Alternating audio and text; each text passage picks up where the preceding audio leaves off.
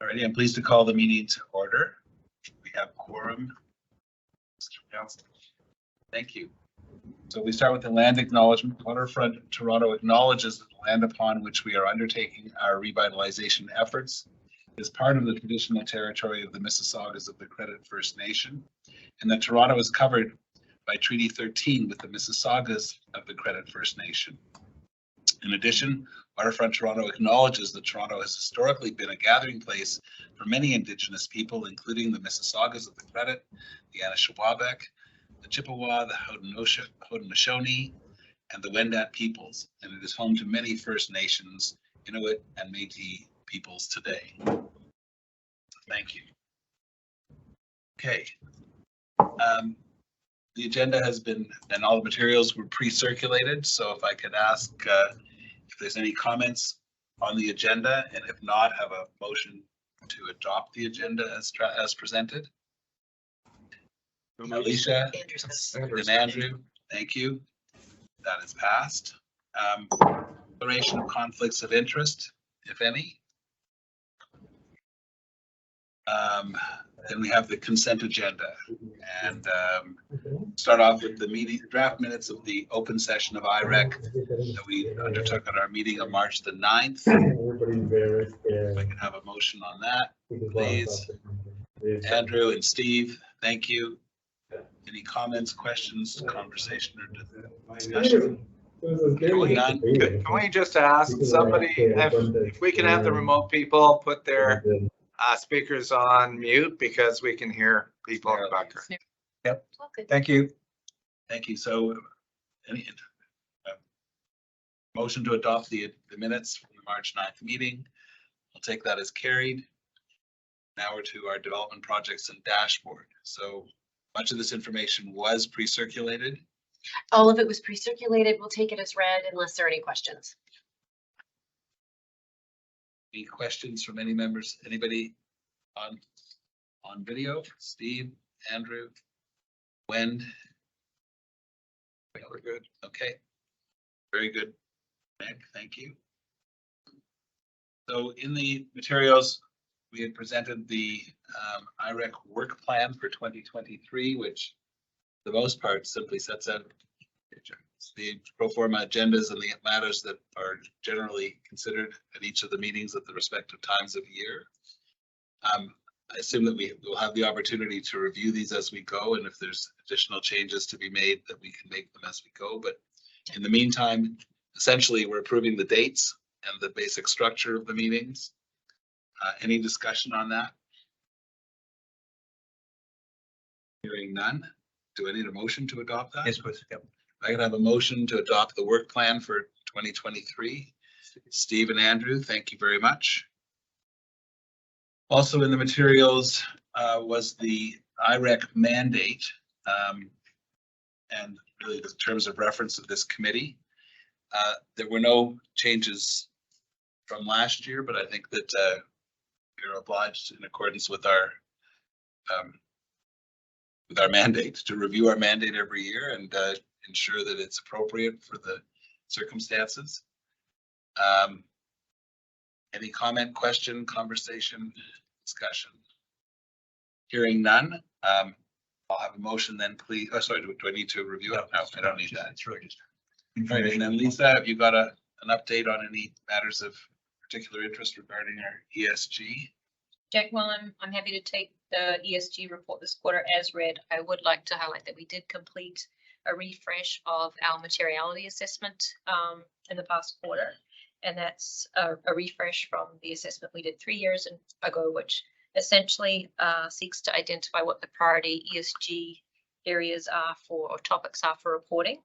And it's based on importance to our stakeholders and our ability to impact on those. And we will, in our integrated annual report that's being presented to the board for approval in June, outline those results, and it's incorporated as part of our integrated annual report.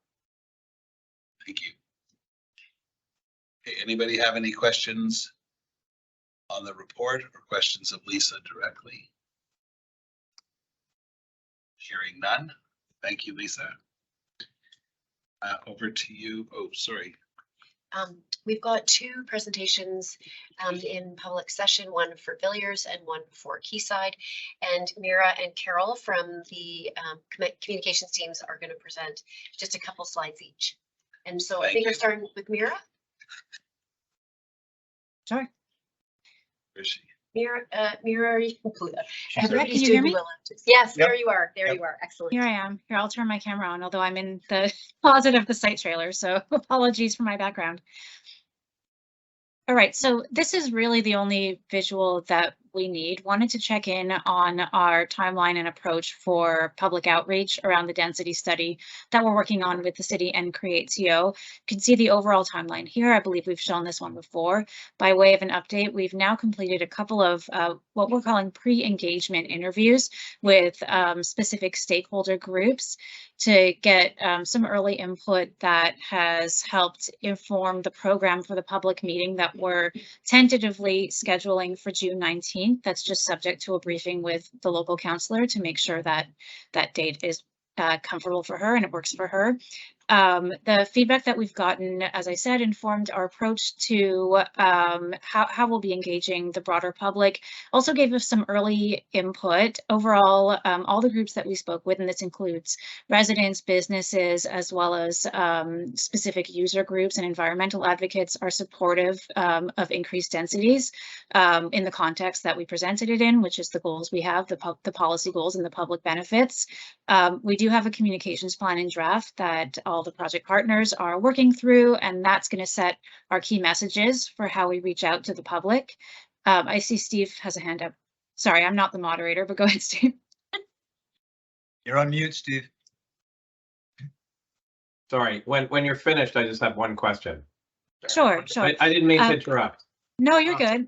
I was just going to say we'll follow our public meeting by a presentation to the design review panel on June 21st, so that we will have already released these materials publicly before they're reviewed by the DRP and shown again publicly.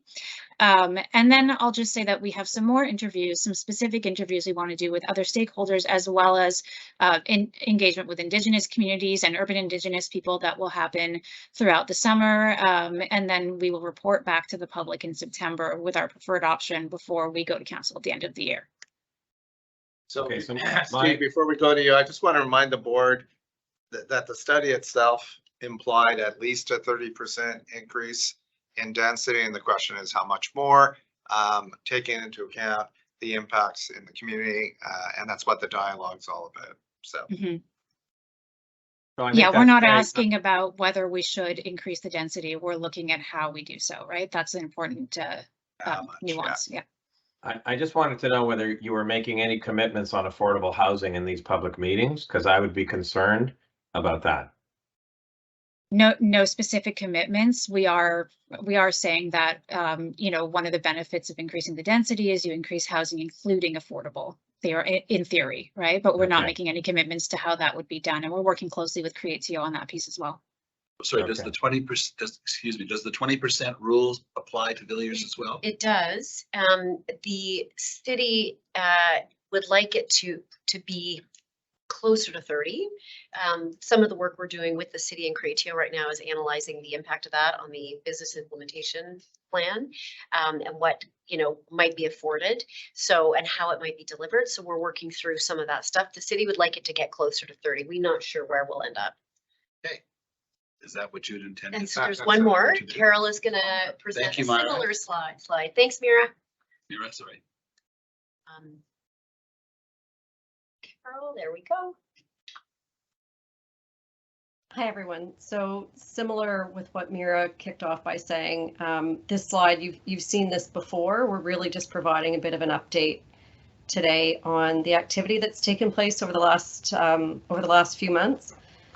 So since completing negotiations in December, we've been working really closely with the Quayside Impact team to design and execute on a public engagement plan. Our engagement channels include the Quayside Stakeholder Advisory Committee, which has been introduced to both the Quayside Master Plan and has participated in an urban farming workshop at the Toronto Metropolitan University. The SAC has proven time and again, as you heard us talk about before, to be a reliable barometer of what's most important to the broader public. And the SAC members have signaled to us interest in several areas, including retail and ground floor animation, affordable housing, the community care hub, sustainability, the urban farm, procurement opportunities for local businesses, including small businesses and startups, and opportunities for interim activations throughout the development timeline. We continue to hear confidence in both Waterfront Toronto and confidence in our development partner. And as many of you know, this past week we've had an open house, the aim of which was to introduce plans for Quayside, both the development planning and the work that we're leading on infrastructure and public realm, and to provide sort of a neighborhood-wide context for this revitalization work. Excluding tonight, because tonight is the final night of the week-long open house, we've had more than 260 people visit the open house, including about 150 people on our opening night last Thursday. The open house was also timed to take place during the ULI spring meeting, which typically attracts more than 3,000 attendees. And we're told that one of the walking tours that actually featured the Eastern Waterfront and included a tour of the open house by Pina. Pina toured the tour participants through the exhibits at the open house. We've been told that that was actually one of the most popular tours at all of the conference. It was oversubscribed from the beginning and actually had a wait list. Across each of these activities, the project plans are being really well received. Common themes and areas of interest include the affordable housing program, interest in understanding the mechanics of getting to zero carbon, the feasibility of the greenery proposed both on the buildings and the rooftop urban farm, given the waterfront's microclimate, and how the urban farm will work, including public access to the rooftops, as well as operations and maintenance. So over the next few months, there will be more SAC meetings. Quayside Impact will have its statutory public meeting once it's submitted its initial rezoning and site plan application. And additional community engagement is being planned to take place throughout the summer, likely in the form of pop-ups that could be taken to different places across the city to help us reach a broader and different demographic than we typically get when we host meetings. We are also planning to have a public meeting in June. It's just recently been scheduled for June 13th to go over the 30% infrastructure and public realm designs that are being presented to DRP next week. So that's a glimpse into what's coming up over the next little bit. Thanks. Thank you very much, Carol.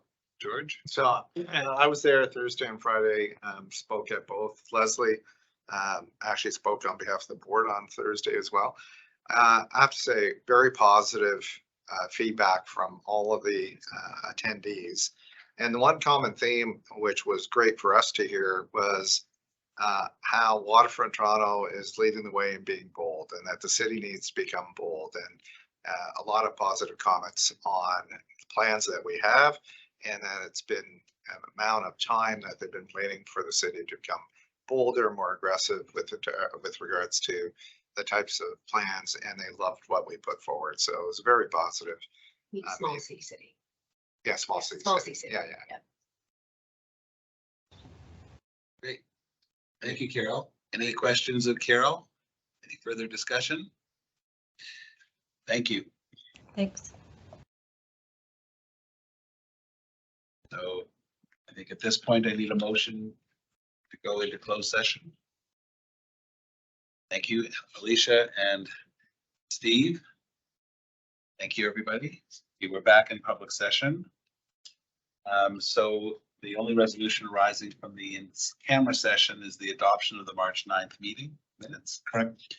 So if I could have that motion, please. Alicia and Steve, thank you.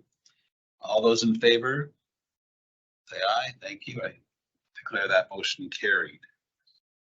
Alrighty. Is there anything else? All right. Well, thank you, everyone. Then I just will have a motion to terminate the meeting. Steve, thank you, and Andrew and Alicia. Sorry. Meeting is terminated. Thank you, everyone. Thanks, everybody.